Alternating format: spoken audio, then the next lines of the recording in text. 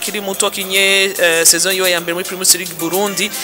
yagiye ateba mbere wowe ngira ntiharana bose umwanya munini wo kuruhuka kuko yagiye abandi bahashitse ariko imanira mushoboza arahashika twavuga neza ari yuko nivyo abarundi tuve muri bya bindi byavuga ngo inota rimwe turishime ariko mbega amanota 3 twari kuyaronka gute urabiye no vuga uburyo twagisari agasaki twagiye no vuga mu mice kugeza kuri uno mwanya rero nkavuga ni ku ruhande rw'iwanje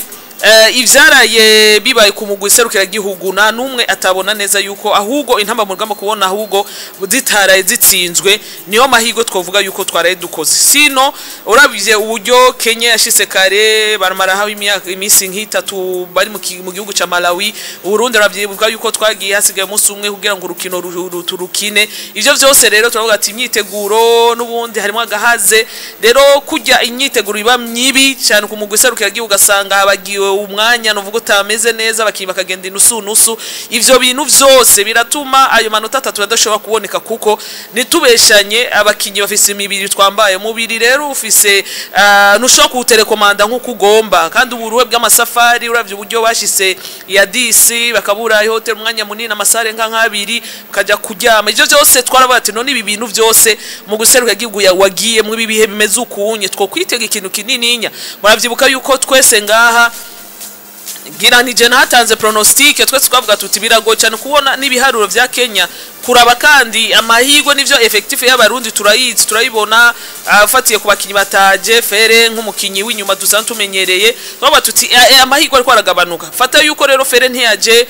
uyo Klaus ntiyaje hamumenyereza nawo no babakinyi bagiye muri ubu buryo barabuze hoteli bararaye kuri sima umwanya utari muto bagiye kuruhuka amasaha ayiteye imbere mice babiri barashitse abandi baraza mu nyuma umwe arasigara ivyo vyose twaravuga tuti uravye ize absence karaba uburyo bagiye nukuri amahirwe ariko aragabanuka ku muguserukira gihugu wo Burundi icobera ciza umuguserukira gihugu nuko ama individualite yo cakora ni navyo vyaraye bibaye rero ku ruhande rw'uwanje sinovuga yuko two kwishimira cyane nota rimwe ariko tugire gute tugemere twarironse kandi bakoze uko bashoboye kose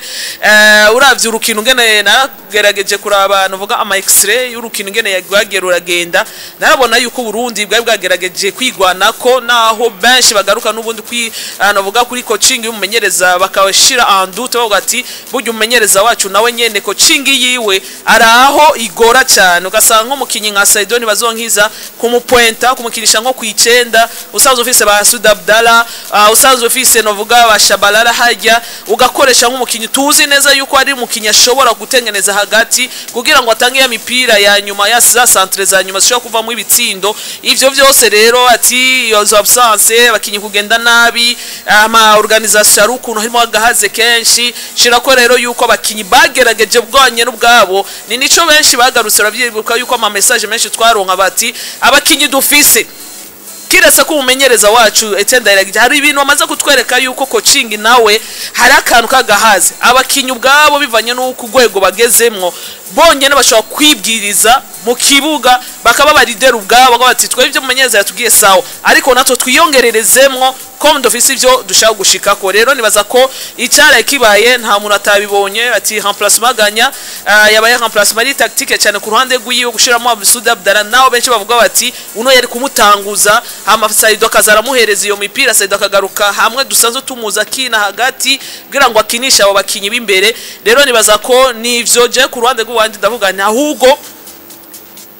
Kenya niyo yahombeye kuko uravye uburyo bo bahashitse ntabo ubwabo nta nama problem twagiye turumva ku rundi ruhande rw'u Burundi twavuga tutireka dushime iyo nota rimwe naho ku ruhande rwanje yabo ku affaire à corriger mu muguserukira gihugu u Burundi aronso kubgawe urukino rwa Kenya no Burundi rumwe urukino nkuko Dorcas yavuze ati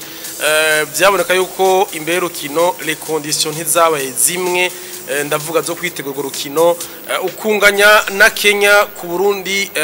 ni nakaryo keza canke iyo bari esheke kuri twebwe nakaryo keza kuko Dorcas byinshi yabivuze yo kuraba Kenya n'igihugu novuga kiri imbere yacu kugeza uno mwanya kuri classement ya FIFA izi classement zisohoka buri kwezi rero ico onye kira motiva no vuga igihugu ca Kenya kuza kwihagarara ko imbere y'igihugu cyacu cyose novuga kiba kiri inyuma yacu President Sauravye novuga imyiteguro ya Kenya kuri uru rukino n'imyiteguro yacu uraza kubona yuko ataho bihuriye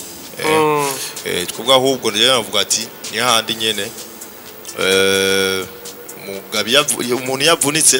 aca biga ingene acumbagira antuka kuri no rukino harabaye no vuga kwidebrouiller kudasanzwe harabaye no vuga kwisuganya kudasanzwe raba no vuga uburyo uyu mukinyi digidigi yashitse no vuga cerewe ariko rava match yiwe yakinye match iri ku rwego hejuru raba akinye no vuga uburyo bavyitwayemwo batandukanye uravye nibwo bwa mbere no vuga intamba mu rugamba zikinishije abakinyi babiri gucyonye batatu ni batatu n'uyu digidigi mushitsemo batatu hari haize igihe kinini yabitaba batangura mu rukino ruri officiel bavuye muri ringano rya Primus League Burundi ariko kurabwo n'uburyo bavyitwayemo uburyo Keita vyitwayemo ku ruhande rw'inyuma ubunye Erdinho ku ruhande rwo hagati mu kibuga atuka ni handi nyene je narabivuze ngaha ku munsi wa gatanu avuga ati uburundi dushobora aha ikintu kiza kudukiza ni individuality ama espoir ku ruhande rw'abakinyi cyangwa ku ruhande rw'umumenyereza